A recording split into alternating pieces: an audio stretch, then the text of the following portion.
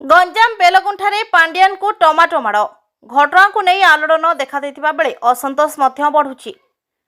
गंजाम बेलगुंठा ठारे आयोजित आम ओडिशा नवीन ओडिशा कार्यक्रम में जोगदेवाक आसीथिबा 5T अध्यक्ष भिके पांड्यान को उपरकू टमाटो माड़ करिथिबा व्यक्ति जनक कांग्रेस बोली कहुछि।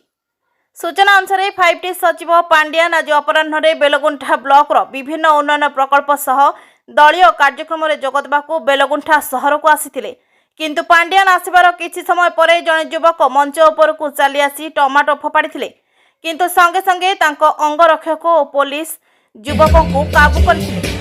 हेले टमाटो माड़ को से खातिर करते नहीं कही घटना पर मंच उपर पांड्यान कहिथिले बंधुक गुड़ी अंडा माड़ काली माड़ को मु खातिर करेनी, मु लोकों पाखरे पहुंचीबी। घटना घटिबा परे जन असंतोष वृद्धि पाइछि।